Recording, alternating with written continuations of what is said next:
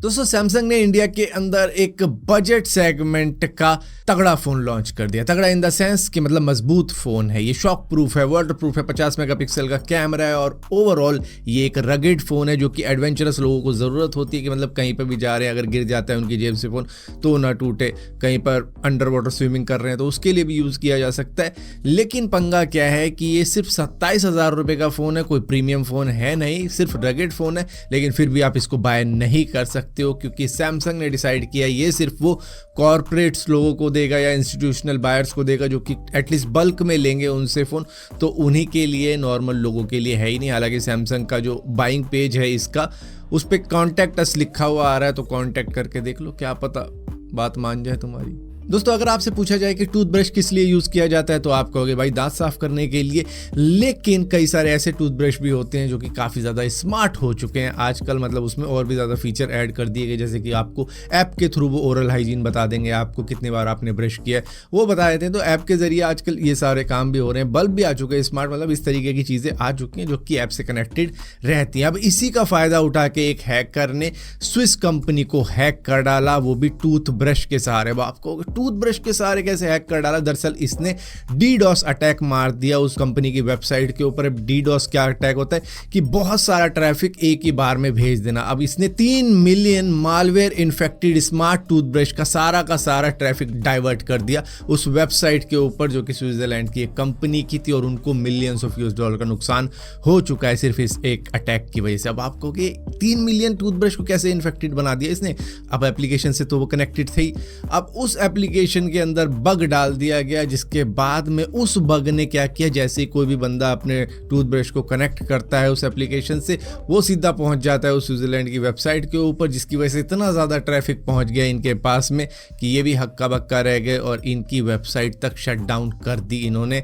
इस तरीके का साइबर अटैक किया और उनका मिलियंस ऑफ यूएस डॉलर का नुकसान हो गया। दोस्तों एआई के इस दौर के अंदर न जाने हमने कितने सारे एआई अब तक देख लिए होंगे, लेकिन इस तरीके का एआई अभी उत्पन्न हुआ है जिसका नाम है ओनली फेक एआई। इससे कई सारे लोग फेक डॉक्यूमेंट्स बनवा रहे हैं और वो चल भी रहे हैं, मतलब कि ऐसा नहीं है कि वो कहीं पर पकड़े जा रहे हैं कि भाई ये सारे सिक्योरिटी चेक्स को बाईपास कर रहा है। दरअसल फेक ब्रिटिश पासपोर्ट बनाए जा रहे हैं इस एआई के द्वारा, जहां पर ये पैसे चार्ज करते हैं क्रिप्टो करेंसी के अंदर कि भैया क्रिप्टो करेंसी के अंदर तुम हमें इतने रुपए दो, हम आपको नकली पासपोर्ट बना के देंगे। तो इस तरीके की चीजें भी अब हो रही है ऑनलाइन ही।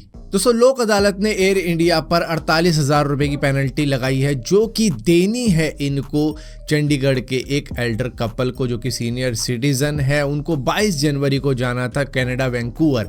अब वहां पर उसके लिए इन्होंने 18,000 रुपए एक्स्ट्रा देके प्रीमियम सीट बुक कराई थी जिसमें थोड़ा लेग स्पेस ज़्यादा होता है, लेकिन इनको कहीं और बिठा दिया गया। जब इन्होंने इस बात पे कंप्लेंट करी तो इनको कहा गया कि भाई बैठना है तो यहाँ बैठो वरना आप बोर्डिंग ही मत करो, क्योंकि अभी तो यही सीट अवेलेबल है, जबकि इनकी बुकिंग हो चुकी थी। लेकिन इनको बाद में मालूम चलता है कि भाई कोई वीआईपी आ रखा है तो उनको दे दी इन्होंने हमारी सीट। जिसके बाद में जब ये वैंकूवर लैंड हुए तो भैया इनकी पूरी बॉडी में दर्द होना शुरू हो गया। अब इसके बाद में इन्हें वैंकूवर से कैलगरी भी जाना था। अब ये वहाँ पहुँचे, इसके बाद में वहाँ पहुँचे जब इनके मतलब बच्चों ने देखा कि भाई हमारे पेरेंट्स तो मतलब ऐसे दर्द में आ रखे हैं, क्यों दर्द में आ रखे हैं, हमने तो उनके लिए प्रीमियम सीट बुक कराई थी, 18,000 रुपये ज़्यादा दिए थे उन सीट के लिए, लेकिन फिर भी इनको दरअसल इमरजेंसी एग्जिट सीट पर बिठाया गया था। जिसके बाद में लोक अदालत ने ये बताया कि वो सीट तो सीनियर सिटीजन्स के लिए होती ही नहीं है, उसके लिए केपेबल ही नहीं थे, एलिजिबल नहीं थे, क्यों बिठा दिया तुमने उनको इस सीट पे। ऊपर से तुमने इनको रिफंड भी नहीं दिया कि हम तुम्हारी सीट चेंज कर रहे हैं, तो उसका रिफंड भी मिलना चाहिए इनको, इंक्लूडिंग इनके 18,000 रुपये, जो इसके बाद में अब इनको 48,000 रुपये का कंपनसेशन दिलवाया है उन्होंने एयर इंडिया से।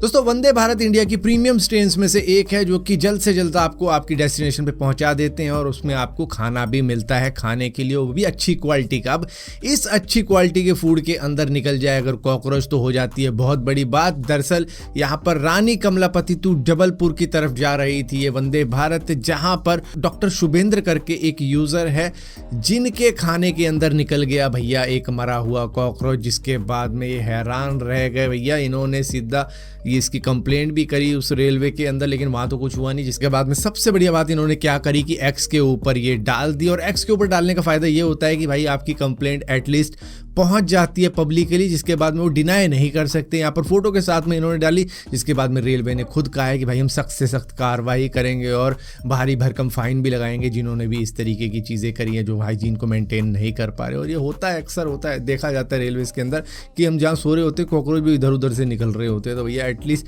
पेस्ट कंट्रोल का तो काम होना चाहिए इनका सही।